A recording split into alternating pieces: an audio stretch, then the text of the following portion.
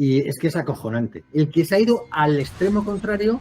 Entonces, por eso cuando han mencionado el decreto, ¡pum!, se me han saltado las alarmas porque digo, esto lo tengo que mencionar porque es que, así como a ti ese decreto es el que te llevó a especializarte en esto, realmente es un decreto que ha cambiado radicalmente el negocio inmobiliario en España. La diferencia entre allanamiento de morada, usurpación y un término nuevo, que es el de la inquiocupación.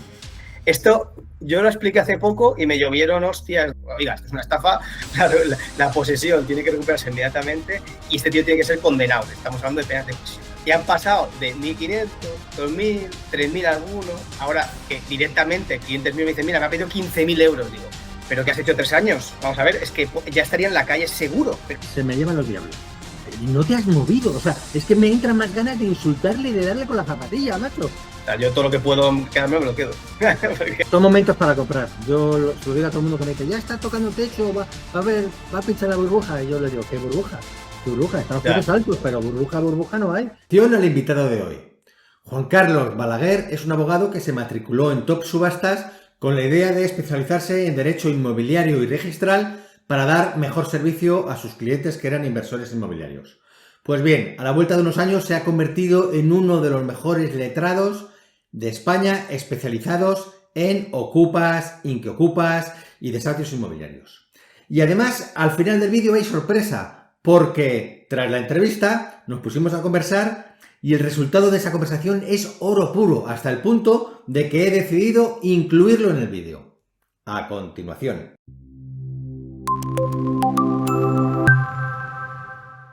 Hola Juan Carlos, ¿cómo estás? ¿Qué tal? ¿Cómo va, Tristán? Un placer estar aquí contigo. Oye, tú eres alumno de subastas, uno de los primeros que se matriculó en Top Subastas, ¿verdad? Sí. ¿Cuándo te matriculaste? Sí, correcto, me matriculé allá por el 2018, ahí con un poquito de curiosidad por el mundo este de las subastas y de las adjudicaciones y sí, por el 2018 fue, hace ya unos años. Y además, tú eres letrado, es decir, que defiende los derechos de tus clientes, etcétera, ¿verdad? Exactamente. Si bien creo que entrevistaste a otra letrada y lo dijo muy bien, que en realidad, si no te especializas, no tenemos ni idea de esto. Es decir, que al final abarcamos un poco todo o hacemos otras especialidades, pero que es verdad que a mí el curso de subastas me sirvió para realmente pues, aprender la parte de esa parte del derecho tan desconocida, tanto por letrados como por letrados de Administración de Justicia, como hasta por jueces. O sea, por un poco, por todos los profesionales del derecho, sí. Claro, ya casi es que me has respondido a lo siguiente que te iba a preguntar. Si tú te habías matriculado en Top Subastas con la idea de comprar bienes inmobiliarios en subastas judiciales o si te habías matriculado, porque hay de hecho muchos letrados en Top Subastas que en principio no están interesados en participar en subastas, sino que vienen a aprender todo lo que es el derecho inmobiliario, registral, todo el derecho que está alrededor de la inversión en activos pegajosos, porque tienen clientes que les preguntan pues, que están interesados en subastas o tesoros de remate o este tipo de problemática que viene con la inversión en activos pegajosos. Entonces, hay letrados que solo se matriculan pensando en eso y otros solo en invertir o simultanear ambas actividades. ¿Cuál fue tu motivación? Mi motivación al principio fue invertir para mí, ¿de acuerdo? Fue porque yo hacía sobre todo función pública contencioso administrativo, es decir, nada que ver, es decir, una materia aburridísima en el mundo del derecho que nadie hace y que no tiene nada que ver con esto. Entonces fue un poco para invertir yo, porque claro, yo veía lo de portar subastas, pero veía una barbaridad, no sabía ni qué pasaba con las cargas anteriores ni las posteriores, ni que era una hipoteca del mismo rango registral, no sabía absolutamente nada, ¿vale? Por mucho que lo estudies en la carrera, pues no tienes ni idea. Entonces, en principio fue para mí. Es verdad que, luego imagino que comentaremos, al principio yo entré con la avaricia esta de descuentos yo quiero un descuento del 80 o si no, no me meto, o sea, que es un error, como tú muchas veces dices, y pequé de novato y claro, me llevé, pues, no sé, todas eran que no salía ninguna. Salí una plaza de aparcamiento, que el año pasado vendí, salió una plusvalía por únicamente el paso del tiempo, pero en principio, lo que te decía, entré básicamente para invertir yo. ¿Qué es lo que ocurrió? Que a raíz, sobre todo, yo luego empecé ya más un poco a invertir en la inversión tradicional, porque soy así de aburrido, como tú bien dices. Y La tradicional vía idealista mirar anuncios o la tradicional vía comprar activos ocupados a fondos de inversión? Empecé con la tradicional vía aburrida, con comisión de inmobiliaria, con comisión de personal shopper, con comisión de hasta el apuntador cobrando ahí comisión. Posteriormente ya no. Pero lo que hizo el cambio un poquito a ya especializarme en temas de derecho inmobiliario y temas de ocupación fue el famoso Real Decreto 1120. O sea, ese fue para mí el punto de inflexión de decir, ¿cómo puede ser que esté pasando esto? Muchos compañeros que llevaban estos temas ya dejaron de llevarlos y dije, pues mira, ¿sabes qué? El problema en sí es tan complejo, lo están complejizando tanto que vamos a meternos aquí a saco porque yo creo que se pueden hacer cositas. Es verdad que la partida la empezamos un poco del lado contrario, pero creo que se pueden hacer cositas. Y fue un poco a raíz de ahí que empecé a interesarme por el mundo de ocupación, y sobre todo en tu curso lo que me gusta mucho es que aparte muchas veces contestas en mayúsculas, ¿no? Vamos a ver, hay que diferenciar un deudor hipotecario de un inquilino, de un ocupante sin justo título, es decir, no tienen absolutamente nada que ver. Bueno, incluso ya nos vamos a temas que no es del curso, pero temas ya más procesales o penales, como que es un allanamiento de morada. Es decir, hay tanta confusión, hay tanto medio, hay tanto ruido, tanta idiotez pública que dicen que al final, pues fue un poco a raíz de eso, decir, bueno, pues vamos a meternos en esto, vamos a empezar a asesorar. Y a raíz de ahí, pues muchos clientes me contactaron pues, para llevar sus desahucios, tanto de tema de impagos de alquileres, pero sobre todo de ocupaciones, como bien sabes, pues por tema de precario o bien tutela sumaria en casos que se puedan hacer, que exista dentro de ese año. Y bueno, fue un poco a raíz de eso. Has mencionado el decreto 11 de 2020 y es que es acojonante, porque es que fue un gobierno socialista, el gobierno de Zapatero, el que trajo el desahucio express, que trajo a un montón de particulares otra vez a alquilar viviendas que tenían, que nunca las habían alquilado porque entonces, antes del desahucio express, el desahucio tardaba 2 o 3 años. Y fue el gobierno de Zapatero el que solucionó ese problema, haciendo que muchísimos particulares empezaran a alquilar sus viviendas, y ha sido otro gobierno, en este caso el de Pedro Sánchez, otro gobierno también socialista, el que se ha ido al extremo contrario con un decreto que empezó siendo el decreto por el COVID. Luego lo cambiaron de nombre, era el decreto por luchar contra la inflación, el COVID, la guerra de Ucrania, me sale de los huevos, etcétera. Y que al fin y al cabo consiste que es un decreto de si tienes cualquier tipo de problema económico, deja de pagar, que no te van a poder echar. O sea, si sois 2 en la casa y uno de ellos empieza a ganar un poco menos, o si tienes 3 hijos, o 1000 requisitos, o sea, pequeños requisitos que te piden para darte la vulnerabilidad, y resulta que puedes dejar de pagar y no pasa nada. Y es que hay gente desde 2020 que tiene inquilinos que no les pagan. Y es que además ahora hay inquilinos que directamente, si consiguen sortear el scoring que hacen los arrendadores, es decir, la entrevista y la selección que hacen los arrendadores, si lo consiguen esquivar y entran en el contrato de alquiler, ya entran directamente con la intención de al día siguiente dejar de pagar y si les demanda, pues apelar a su vulnerabilidad.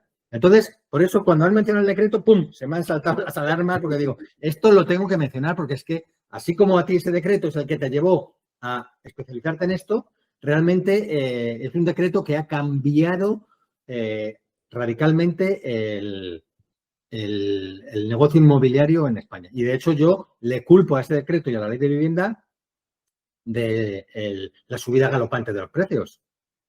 Sí. Es un decreto que cambia el paradigma, ya te digo, muchos compañeros salieron de ese mercado y dijeron, bueno, esto aquí no van a sacar, no vamos a sacar ni a Dios, entonces nos salimos a otros derroteros. Pero sí, o sea, es un decreto que lo cambia todo. Lo que no tiene sentido, sobre todo en el tema de arrendamientos, como bien sabes, es que los incidentes de vulnerabilidad los pueda interponer una persona que quizás, y muchas veces pasa, y por eso luchamos, y por eso me gusta especializarme, y por eso me gusta investigar, y por eso me gusta hacer recursos por un poco a saco contra esta gente, que el arrendador muchas veces es una persona que tiene pues, un inmueble arrendado, está cobrando una pensión, un trabajo pues, muy normal, y le paralizan un lanzamiento a raíz de que, en teoría, la otra parte alega que es más vulnerable porque presenta un certificado del ingreso mínimo vital, un certificado del educador social que dice que sí, que está muy malito y que es muy, muy pobre. Y, bueno, o sea, una serie que por cierto que lo pagamos todos, una serie de documentación que dice, vamos a ver, esto no puede ser. Entonces, ¿Se puede hacer cosas? Se puede hacer cosas. Es verdad que es un hándicap para los propietarios. ¿Por qué? Porque tienen que, primero, contratar a un abogado especializado. Segundo, contratar, como bien sabes, existe la maravillosa figura en España del detective privado, ¿vale? Es una figura maravillosa, pero que vale mucho dinero, porque o sea, de barato No, tiene nada. O sea, vale mucha pasta. Yo Vale he mucha querido pasta. recurrir a veces y Sí. es Sí. exagerado. Sí, vale mucha pasta. Es un gran desconocido, no hay la oferta-demanda, pues ya sabes cómo va. Entonces, ahora bien, en ciertos casos que yo digo, mira, esto lo tienes perdido o lo tienes suspendido durante X años, pues quizás si tú tienes conocimiento, previa investigación tuya, de que, oye, yo sé que este tío trabaja aquí en B, sé que ese tío tiene un puesto aquí, sé que tiene 3 coches que están a nombre de su novia, ¿qué tal? Sé que dice que es víctima de violencia sobre la mujer, pero vive con el tío. ¿Cómo puede ser? Dice que tal, es decir, hay cuestiones que en caso que primero tiene que hacerlo el propio propietario y luego, en base a lo que tengamos, pues quizás, y se han conseguido levantamientos de suspensiones gracias a eso, quizás, y con un juez un poco proactivo y un poco que esté por la labor, se pueden suspender lanzamientos y ejecutar, no voy a decir sin ningún problema, porque siempre hay problemas, pero ejecutar, ¿de acuerdo? Cosa diferente es, sí. Fíjate, Sí. perdona una cosa. Dime. Hace poco Dime. tú acabas de comentar el caso de gente que dice que es vulnerable, pero que tú puedes demostrar que no lo es. Y hace poco he comido con el abogado que me suele llevar todos los desahucios aquí en Madrid y me ha contado el caso contrario. Es decir, un tío que era vulnerable, pero que cuando le sacan el informe, Asuntos Sociales demuestra que es que ese señor apenas ha trabajado en los últimos 15 años. Es decir, que no es que haya devenido en vulnerabilidad durante el contrato, sino que es que este señor simplemente no trabaja, o sea, no es un flojo, no le gusta trabajar. Y claro, entonces el argumento ha sido, este señor firmó el contrato de alquiler prometiendo pagar un precio todos los meses y ya no tenía ingresos entonces. Por lo tanto, lo hizo estafando a mi cliente y lo han ganado.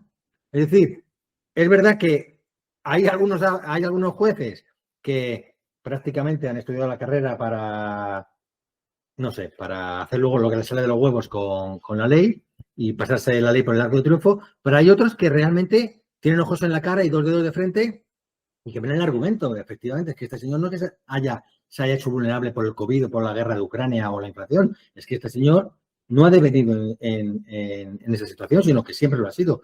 Y les ha servido ese argumento para llegar al desahucio. Correctísimo. Es un argumento que yo uso mucho porque muchas veces presentan la vida laboral y, como tú dices, la vida laboral es un desastre. Lo que me extraña en este caso es que sea servicios sociales que lo pongan en la mesa. Los servicios sociales se fuman puro y te dicen que es vulnerable y que hasta luego, Lucas. Entonces, muchas veces es la parte la que tiene que interesarse y decir, efectivamente, mira, esta es una persona joven, una persona que vive en una comunidad, o sea, me da igual que sea de una capital de provincia como Valencia, Barcelona, Palma, Madrid, en la que el empleo, se puede decir, como el último auto que tengo de una jueza que no voy a mencionar para que no pongan ahí, pero que es la hostia, que dice, es llamativo que una comunidad como la Balear, con pleno empleo, esta persona ha trabajado, tiene una vida laboral de 15 días, tiene 3 hijos, es decir, que no ha tenido nunca intención de trabajar, no ha habido una disminución de ingresos, que es lo que dice el Real Decreto ¿no? Que en teoría esto se hace porque puede haber afectación en cuanto a los ingresos de, seas autónomo, seas empleado por cuenta ajena, te han despedido, lo que sea. Entonces, resulta llamativo que en este caso no haya esa disminución y, por lo tanto, a la calle y hasta luego, Lucas. O sea, no ha pasado nada. Es verdad que muchas veces lo que se hace, la mayoría de los autos, por desgracia, que hay que recurrir, es un copia-pega del decreto. Lo copian, lo pegan, dicen que sí, que entran ahí por vulnerabilidad y se quedan un poco ahí pues tan anchos y no pasa nada. Pero por eso hay que recurrir, hay que luchar, hay que pelear, hay que incomodar, hay que señalarles, hay que decir que el auto incurre en defecto. Quiero decir, hay que atacarles. Es que si no, no hay manera. No hay manera. Oye, sí. Has mencionado antes, hace unos minutos, la definición de allanamiento morada. Entonces, sí. ¿Por qué no nos explicas la diferencia entre allanamiento de morada, usurpación y un término nuevo, un neologismo que lleva 3 años, que es el de la inquiocupación? Sí, perfecto. Pues mira, Esto yo lo expliqué hace poco y me llovieron hostias de gente que es, bueno, lo puedo decir porque como tú también hablas un poco así, que es idiota y que se creen todo lo que ven en los medios y bueno, que era el típico mito de que yo salgo de mi casa, vuelvo, me lo han ocupado y no puedo sacarlo. Vamos a ver, es un allanamiento o en su caso incluso se han leído derechos muchas veces por no con fuerza, lo que sea, da igual. Viene la policía, les trinca y no pasa nada. Ya está, no pasa nada. Es decir, esto es tu morada. Es verdad que ha habido problemas en segundas residencias. La segunda residencia es igualmente morada, segunda, tercera, cuarta, quinta, sexta. Es verdad que puede haber en esos casos solo, no digamos habitualmente, una mala actuación policial de un inicio, tengamos que pedir cautelares en el juzgado de guardia y normal que se estimen, pero en caso de que también vaya mal eso, nos vayamos a un ordinario normal, un abreviado en este caso, entonces, bueno, ahí puede pasar que haya un poco un error, ¿vale? Pero en general, allanamiento morada es donde nosotros tenemos nuestra morada. Da igual el título que tengamos, da igual somos inquilinos, ocupas, como bien sabes, o propietarios. Vamos, ahí no hay problema. Viene la policía y les echa. Usurpación, cuando la vivienda no constituye morada y la usurpación es pacífica, que se dice sin violencia, intimidación sobre las personas, es decir, parar en la puerta, estamos bien ante un delito leve, bien ante una acción civil que sería precario o bien ante una acción civil que sería la tutela sumaria. Depende qué caso, podemos ir a por una por otra. O incluso podemos instar el tema de la inscripción de derechos reales. Es decir, fíjate que en civiles tenemos 3 juicios verbales, incluso más complejo un ordinario, que sería la cuarta acción, el delito leve, que sería otra, no sé si lo estoy liando mucho, pero para que se vea que no es un tema, que no, esto es así y es muy fácil, no, es un tema complejo. Y luego está el tema de la inquiocupación, que no tiene absolutamente nada que ver, que es un inquilino que no paga, pues el típico moroso de toda la vida, que no paga, y que hay que ir por un procedimiento civil clarísimo, que es el 251.1, que no tiene, que es un impago de rentas, y que es un simple desahucio de toda la vida, que ahora le han añadido la coletilla ocupación, yo creo, los medios de comunicación. Claro. Y la gente se lo cree y lo mezcla todo. Entonces, claro, si tú dices que tú en tu morada te la allanan, llamas a la policía y les echan, te dicen que que estás a favor de Pedro Sánchez. Pero si dices que una vez se mete un ocupa en tu casa, bueno, en tu casa no, en una propiedad tuya, y tardas año y medio, que es lo que tarda un precario, o una tutela sumaria, depende si puedes demostrarlo, que con matices. Dices eso, dices que no, que estás del lado de los fascistas. Es decir, aquí hay tanta barbaridad y tanto concepto mezclado que nos hemos ido a los polos, y lo que me gusta de tu curso, que ya lo meto por aquí, si quieres, es, que informas con rigor, que dices, la ley está así. No nos gusta, es un desastre, pero coño, está así, no diferenciemos lo que es un allanamiento de una ocupación que no representa morada, de un inquilino moroso, y luego si me dejes el cuarto, que sería que ya hay sentencias de TSJs y de audiencias que lo están respaldando, es inquilino que entra con la intención de no pagarte, directamente vía penal estafa. Ojo, hay que demostrar, que es lo complicado en la vía penal, que la intención de esa persona es desde el minuto 1 defraudarte, que es muchas veces pues nos lo archivan y nos dicen que no vayamos al procedimiento declarativo civil, que aquí esto no. Pero es verdad que ha habido sentencias estimatorias en caso de que se demuestre que desde el minuto 1 yo realmente lo que quiero es no pagarte. O sea, lo que quiero es entrar ahí y quedarme por la cara. Pero ¿cuál sería el argumento para...? Bueno, solo añadir a lo que has comentado antes, que cuando no es morada, la usurpación es cuando la casa no es morada, que es lo que suele ocurrir en las viviendas vacías de los bancos, de los fondos de inversión y tal. No en una vivienda que tú tengas alquilada en la playa o que tú tengas que vayas, aunque sea una vez al año, a la montaña. Sino solo viviendas vacías, inmuebles, que las tienen los bancos pues cerradas a cal y canto y que son las que ocuparlas sería el delito de usurpación. Vale. Vale. Y luego acabas de mencionar lo de la estafa, pero ¿cuál sería, digamos, el argumento para el propietario?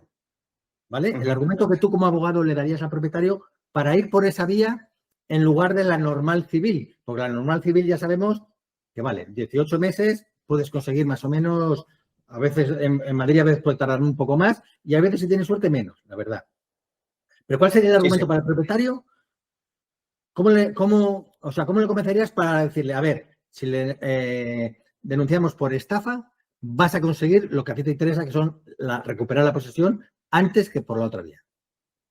Sí. Aparte en vía civil, si me permites, sabes que con un tema de arrendamientos siempre hay oposición, siempre hay vista, siempre se revuelven, hay recursos, así como en un precario de tutela sumaria, muchos que tengo ni se presentan y ejecuto directamente. Y ahí nadie, y ojo, los incidentes hay que interponerlos. Si no se interponen y se ejecuta, han perdido el trámite. También a la gente hay que decirle, oye, y hay que lucharlo, que muchas veces no los interponen.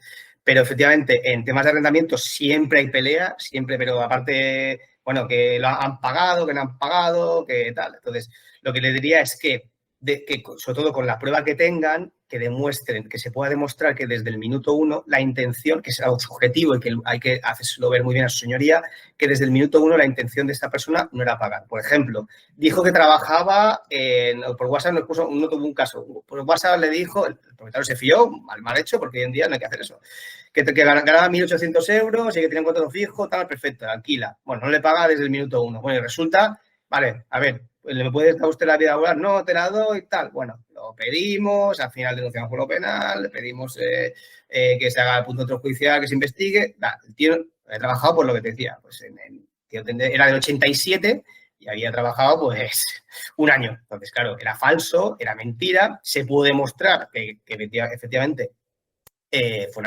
un engaño suficiente con la prueba documental, que en este caso era el propio WhatsApp.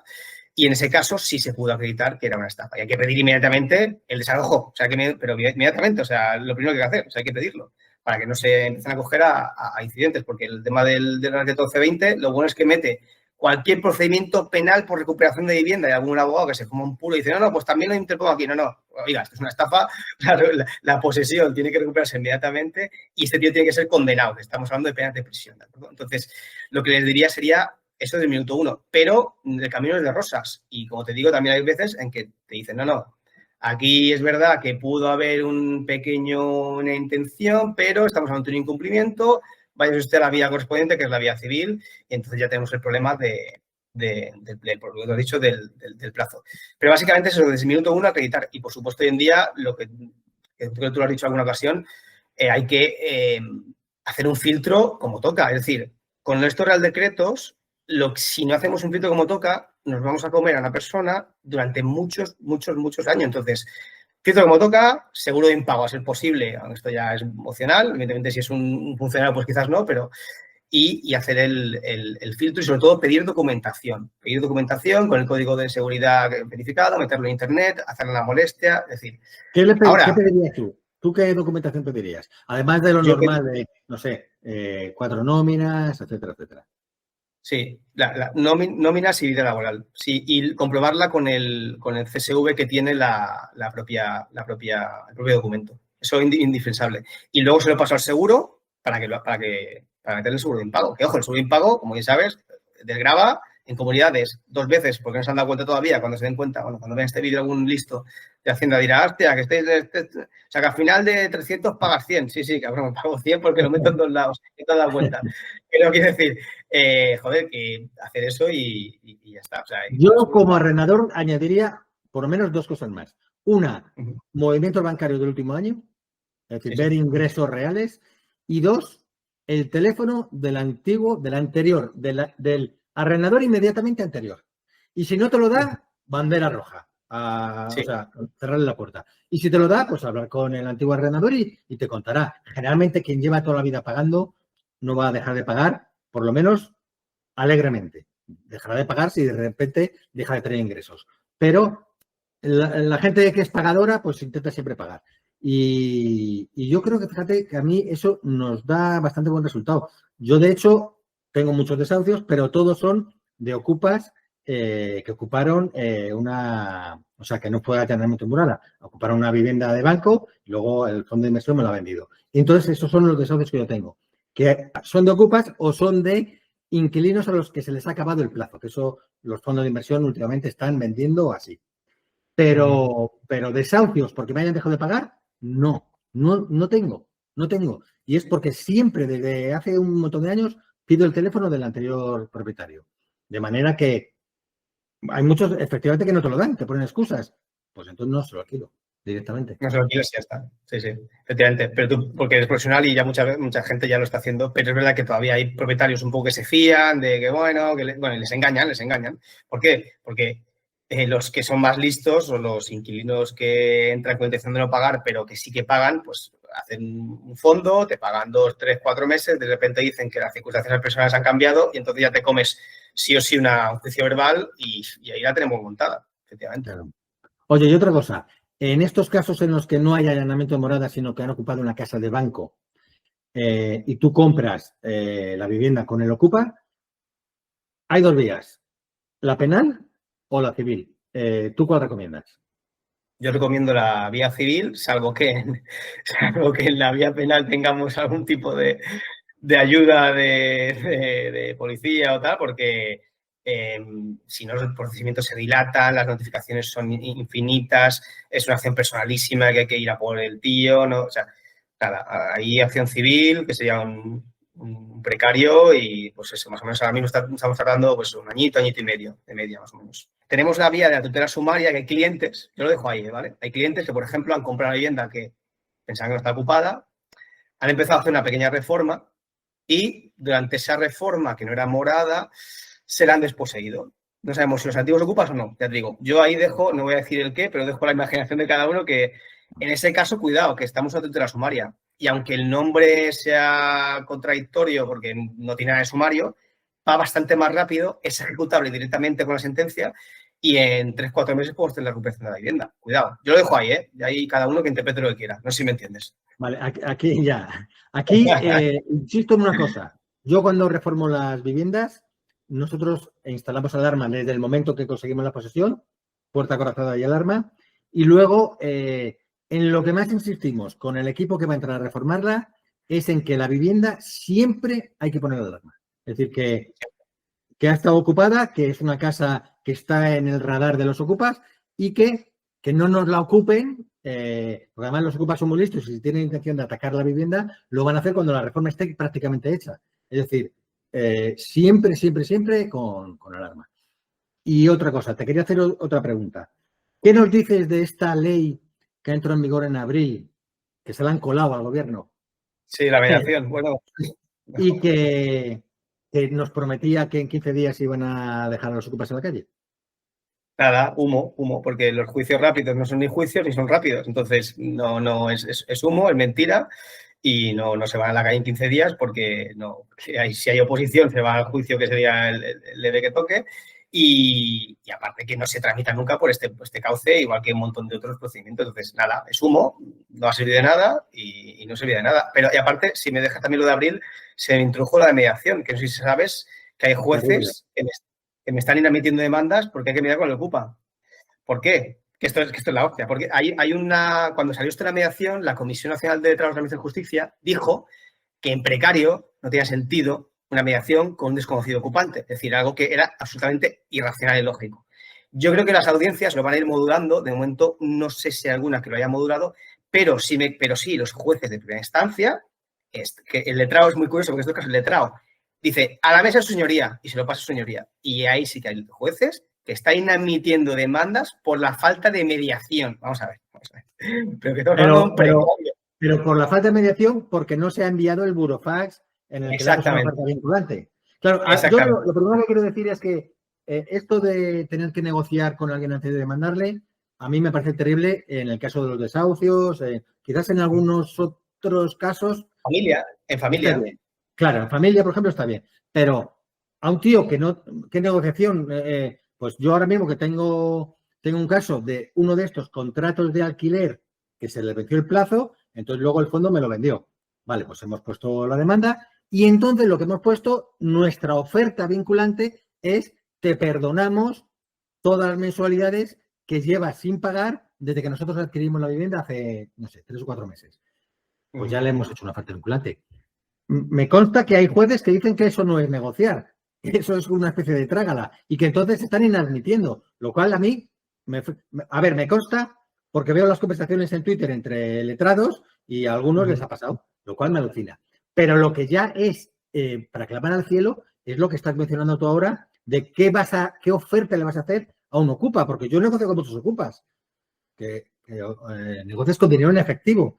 Pero correcto. Esto de verdad nos está diciendo, o sea, una cosa es que yo lo haga como propietario, como inversor, y otra cosa es que el gobierno, con una ley, me obligue a hacerlo. Oiga, negocie usted con este delincuente que le ha ocupado la vivienda. Eso es acojonante. Sí, sí. Yo lo que tengo claro, esto no sé que cuando se emite, pero que el tema de la negociación con el precario se acabará, pero de momento nos lo vamos a comer, porque no tiene ningún tipo de sentido y de hecho yo estoy seguro que las audiencias, que por cierto lo están haciendo en general bastante proacción, es decir, que el tema de la tutela judicial efectiva, es decir, están diciendo, oye, hay que mediar, pero no es obligatorio ir con una predisposición a llegar a un acuerdo, porque si usted me debe 6.000 euros, quiero 6.000 euros y se acabó. Yo creo que ahí lo van a acabar. Pero el tema de la oferta, a mí de momento no me ha pasado que lo hayan metido por una cuestión muy sencilla, es que el contenido de la oferta es confidencial hasta la tasación de costas. Entonces, es curiosísimo que vamos a meter, o sea, tendremos la prueba de que hemos enviado la oferta, pero no sale, no se puede explicar el contenido de la misma. ¿Es confidencial? Sí. Tú cuando pones la demanda tienes que meter la demanda, el burofax, sí, con certificación de texto, luego el LAG leerá lo que le has ofrecido. Claro, yo no, pero en teoría, yo como soy más puritano, me voy a la doble vía. Yo envío un burofax diciendo, usted ha incumplido el contrato, no me paga, bla, bla, lo que sea, ¿vale? Y en ese burofax digo, oiga, le viene la comunicación paralela con una oferta vinculante confidencial conforme a la Ley Orgánica 1/2025, artículo bla, bla, bla, que la tiene a su disposición y el otro burofax lo adjunto como recibido, o no recibido, da igual, comunicación fehaciente, como bien sabemos, como lo he recibido y lo adjunto ahí.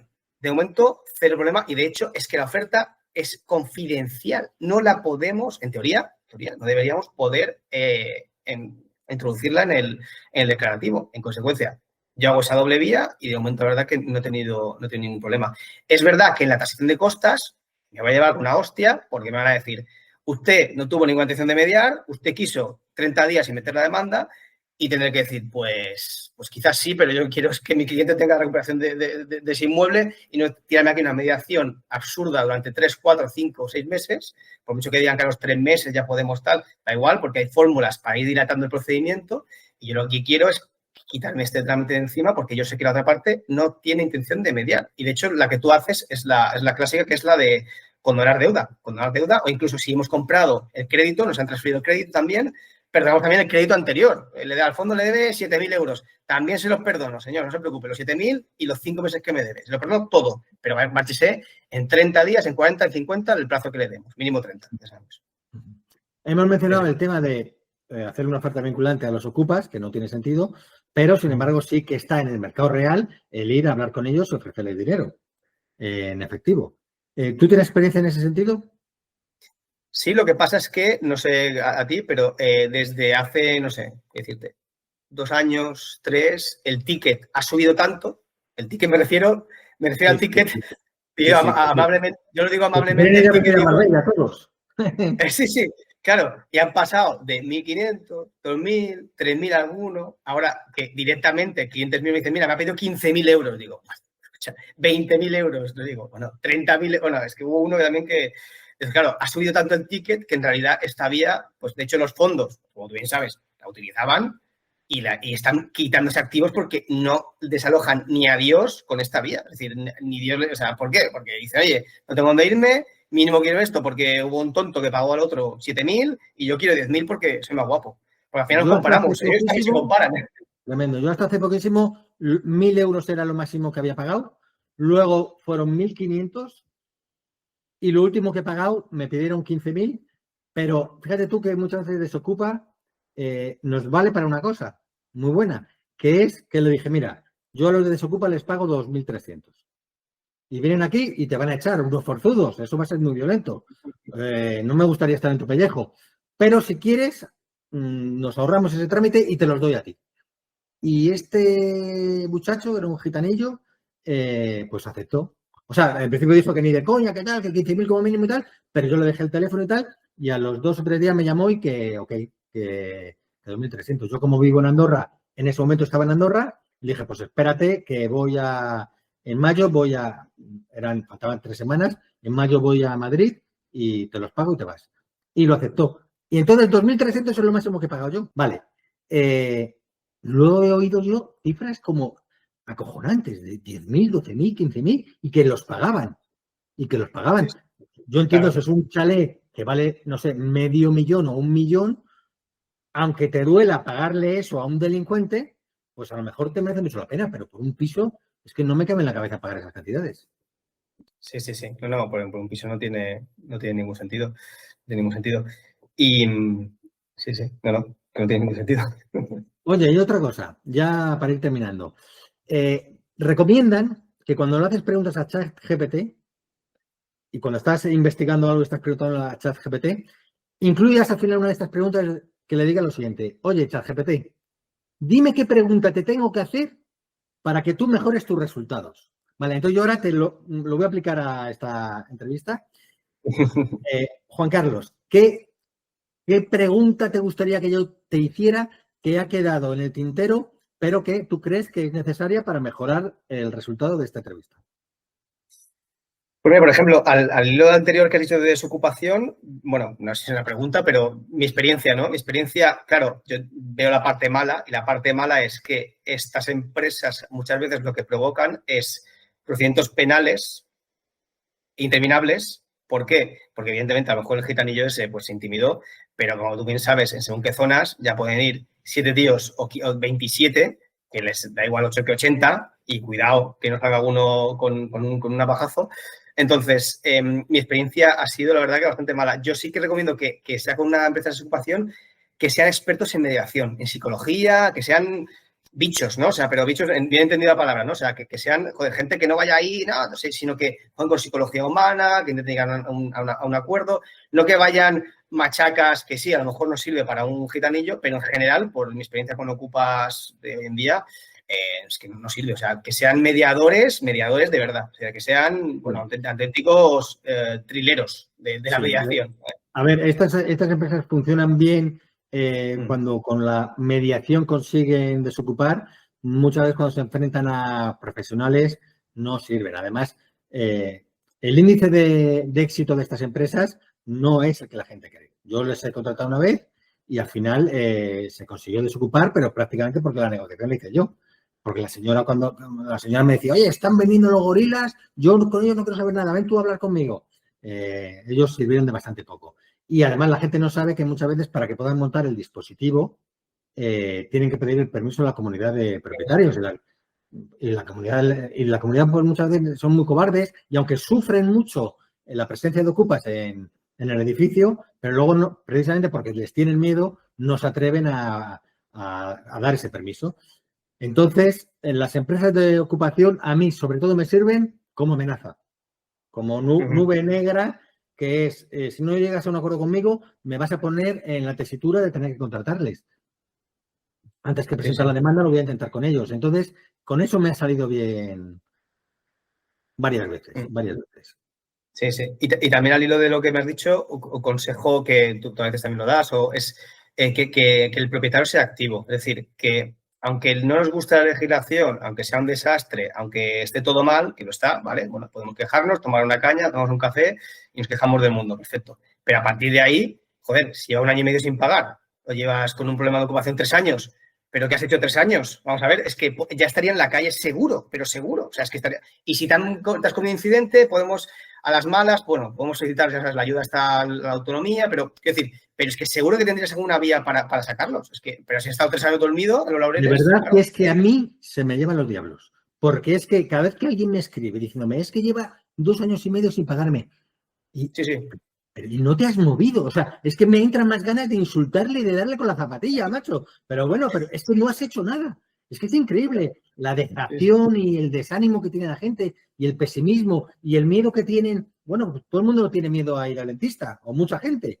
Pero es peor el dolor de muelas, ¿no? Pues entonces vete al dentista cuando tengas el dolor de muelas. Esto es lo mismo. Pues a lo mejor no se quiere meter en pleitos porque realmente desgasta, yo lo entiendo, pero un pleito no desgasta tanto. Un pleito es 1 año y medio, macho. Me podría desgastar a mí que tengo 8 pleitos de desahucios, pero tienes una casa, te la has alquilado, no te pagan, pues empieza. Porque es que el movimiento se va dando y cuanto antes empieces, antes terminas. Y desde luego, si el tío está ahí tan a gusto sin pagar, tranquilamente y voluntariamente no va a cambiar, no se va a ir a un alquiler que tenga que pagar. Se va a quedar ahí hasta que tú lo eches.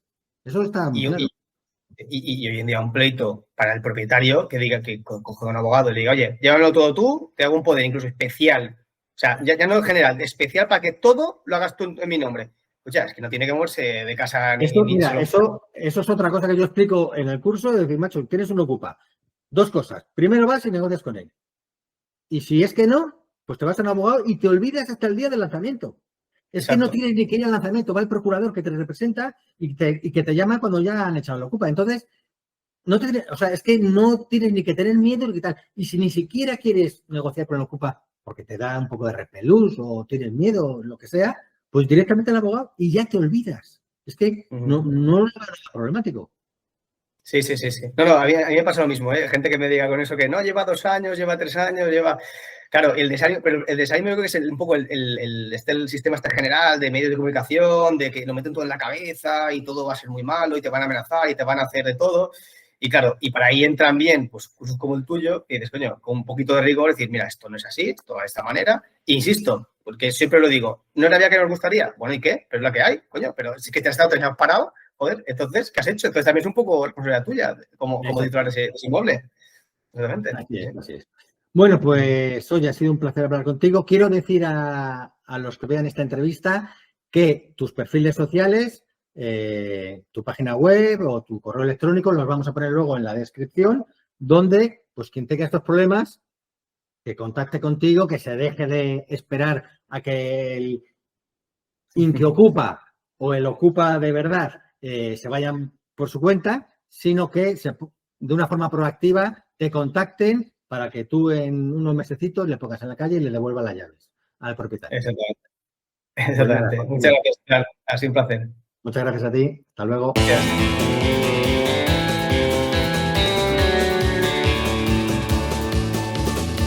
Ready, set, go. Ayer me llamó uno con un deudor hipotecario. Le digo, esto no se ocupa. Es que no sé por qué le llamas ocupa. No es un ocupa. O sea, bueno, un sí, puede ser. Hipotecario que está amparado por la ley 1/2013 y que que no tiene nada que ver con el Real Decreto 1120.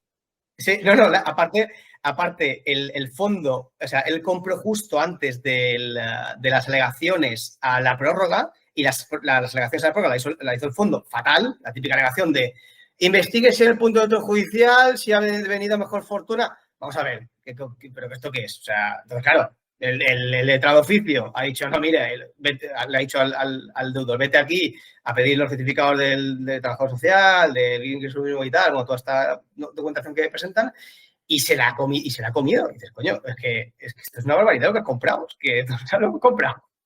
También es acojonante porque muchas veces los fondos, esos activos no deberían... Engañado, sí. Totalmente, no deberían ya ni de comercializarlos. Y luego ya, si los comercializas, pero es que te voy a decir una cosa, los fondos a mí últimamente, todos los intermediarios que contactan con... Porque yo directamente al fondo no trato con el gestor del fondo, siempre son intermediarios. Y ya no dan información. No dan información. Acabo de comprar un piso alquilado con un alquiler que desde 2011 que lo está pagando muy bien y que además no es poco, es decir, es un piso en rentabilidad. No me han enseñado el contrato. Todavía no lo he comprado ante el notario, pero ya he firmado las arras y no me han querido enseñar el contrato. Pero eso, mira... Te obligan a firmar a ciegas, macho, a ciegas totalmente. Yo he hablado con los inquilinos, o sea, lo tengo todo muy amarrado.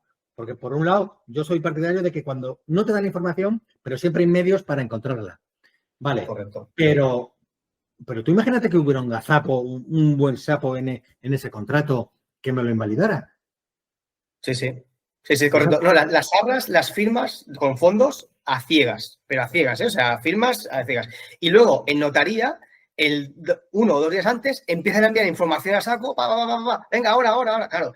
Y el comprador dice, hostia, ¿esto qué es? ¿Esto qué no sé qué? No, y además ya tienen las arras pagadas. Y además son leoninas. O sea, el contrato de arras de los fondos es Satán. Lo ha redactado Satán, macho. Porque son leoninas. O sea, entras totalmente a ciegas. Pero los fondos, como bien sabes, yo trabajo estrechamente con uno tal, tienen 8 abogados en plantilla. Ojo. O sea, que, claro, entonces se la suda que o sea, ¿cuántas demandas van a recibir de los 1000 contratos de arras que hayan? Pues un 1%, pues la asumen, además, no pasa nada. Además siempre tiene el mismo argumento. Cuando le dicen, mira, es que esta frase, es que con esta frase no me atrevo. ¿te importaría cambiarla? Y siempre el argumento es el mismo. Ese contrato es imposible de cambiar. Para cambiar una coma, la cantidad de comités que tendríamos que pasar y nada, serían tantas semanas que ya habría habido otra oferta, entonces vas a perder la oportunidad. Siempre igual. Sí, O sea, exacto. y por eso a estos pobres les cuelan la ley 1/2013 y ya veremos a ver si en 2028 se la prorrogan o no. Rajoy en su momento, que es el que legisló esta ley, prometió que cuando el paro estuviera por debajo del 15%, que la derogación. Sí, bueno. No está por debajo del 15%, pero vamos. No, aparte, son pleitos durísimos. No sé si sabes, hay jurisprudencia del Supremo el 25 de abril, que es, o de mediados, que dice que las condiciones tienen que ir actualizándose cada vez, que en la parte ejecutante lo pide. Cada prórroga. Sí, cada vez hay una prórroga. Sí, exactamente. Que no son inmutables en el tiempo. Pero claro, en la práctica es o le investigas o estás muerto, porque el CTO siempre va a ir a servicios sociales que está muerto. Yo tengo una en 2028. O sea, a mí me colaron una. Por tonto. Y por no ir yo al piso. Mandé a un colaborador y se la colaron. Porque todos los vecinos, ella no abría la puerta, todos los vecinos hablaban de ella como de una ocupa, interpretó que era una ocupa y no era, y era la expropietaria. Vale. Lo tengo en 2028 y yo ya en la anterior renovación miré a ver lo de detective. Por eso te he dicho antes que eran carísimos. O sea que, sí, son. Sí. Pero ya para el 2028, si lo derogan, perfecto. Y si no lo derogan, pienso activar lo del tema del detective, porque esta es una tía que trabaja en un puticlub, que gana dinero en el puticlub, y entonces pienso investigarla para que se la vea ella saliendo de casa, llegando al puticlub todos los días y ya con informes y tal, para intentar, si el gobierno próximo, que será del PP seguramente, no la deroga, pues por lo menos intentar que el juzgado 31 de Madrid tumbe que se pueda coger la moratoria, la renovación de la moratoria. ¿Sabes? Sí, yo sobre todo con empresas que se han comido a lo mejor algún tema de incidente, lo uso bastante. Y claro, tienen que ser empresas, porque normalmente en particular gastas una pasta en un detective, pues no quiere.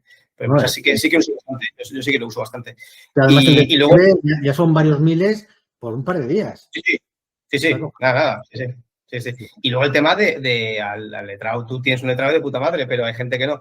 Para empezar, me coge un generalista y luego recurrir a muerte, que a veces se consiguen cosas que parece que no. Ya tengo un auto que, mira, me acaba de llamar un cliente esta mañana, que le ha llamado el abogado de la Ocupa, que quiere negociar un arrendamiento. O sea, tiene el lanzamiento suspendido porque es persona jurídica y porque la otra parte es víctima de la mujer, cosa que es falsísima, pero bueno, estamos ahí. Y claro, ha visto mi recurso hacia el auto de incidente. No cumple los requisitos de ponderación, no hay una voluntad clara de mejorar su situación personal. Lo aplican cuando no debería haberse aplicado por la fecha temporal. Es decir, coño, yo es que si no eso, me voy donde tengo que irme y lo voy a ganar, y ya enseguida le han llamado, oye, vamos a negociar arrendamiento. Una polla como una olla, o sea, se va por culo, o sea, sí. Pero claro, si coges a otro letrado o a otro inversor y ves ese auto de suspensión del lanzamiento, es que nadie lo recurre, macho. Oye, que son 25 euros. O sea, bueno, aparte del letrado que te lo haga, pero joder, que es que recurre, ¿no? Coño, ¿Tú dónde estás? ¿En Ibiza? No, en Mallorca. Ah, en Mallorca, vale. Sí. Pero ya tienes clientes en toda España, ¿no? Toda España. Madrid, Valencia, Barcelona, Palmas y toda España. Toda España hago impago alquileres y ocupaciones. Sí. Estoy especializado, claro, porque con las legislaciones están... Yo creo que estás especializado en una de las mejores vías que hay ahora mismo. Y yo también invierto, yo también compro socios. O sea, yo todo lo que puedo quedarme me lo quedo. Porque eso sí que... Son momentos para comprar. Yo se lo digo a todo el mundo que me dice, ya está tocando techo, va a pinchar la burbuja. Y yo le digo, ¿qué burbuja? Están los precios altos, pero burbuja no hay. Si están dando los créditos contados a 4, y la mayoría no, pero más del 50% de las compraventas son a tocateja. Eso no es una burbuja, ahí no hay burbuja financiera ni nada. ¿Y tú has visto los grupos que hay de Telegram de inmuebles que los ofertan y se venden en 2 minutos, en 3 minutos, en 4 minutos? Digo, joder, es que la gente tira el dinero a la cara. Hay mucho inversor y está subiendo, y yo creo que tiene todavía 2 o 3 años, por lo menos, de subida. Y si nos vamos al modelo tipo Suiza, Francia, tal, que es todo más caro. Mi hijo vive en Ginebra y ahí nadie puede alquilar más que los alquileres se pasan de unos a otros, pero o heredas una casa, pero tú llegas a vivir allí y te meten tal hostia por un agujero que, o sea, está todo carísimo. Y yo creo que vamos un poco hacia ese modelo. De manera que hay recorrido para arriba. O sea, yo creo que hay que comprar. Yo a todo lo que me pregunto digo, macho, todo lo que puedas comprar, cómpralo. Y si te tienes que financiar las compras, las financias. Pero estate al máximo comprado porque ya te vas a alegrar dentro de 5 o 6 años cuando veas lo que vale lo que tienes. Sí, exactamente, sí. Y sobre todo eso, con lo ocupado, que hay mucho mito y todo lo que tú quieras, que la gente se acuchilla por comprarlo, o sea, que es acojonante. Inclusive, yo ahora tengo bastantes que también con inquilinos morosos y, joder, y encuentras chollos de que ahora tienes que hacerlo bien, como toca, coger un abogado, bueno, ya meterte en el pleito. Y sobre todo la cesión del pleito. ¿Por qué no cedemos el crédito en la elevación a público ya que vamos al notario? Coño, si nos deben 7.000 euros al antiguo propietario, cédemelos, ¿qué más te da? Son 7.000 para mí, ya veremos luego lo que hago con ellos, pero cédemelos. Claro. Esto te sirve de herramienta que no veas. Hombre, claro, esto sirve claro, sí, efectivamente. Bueno, Juan Carlos, pues nada, ha sido un placer hablar contigo. Igualmente, venga, a ver si en un par de semanas la puedo publicar, la entrevista. Vale, venga, que vaya bien. Hasta luego. Adiós.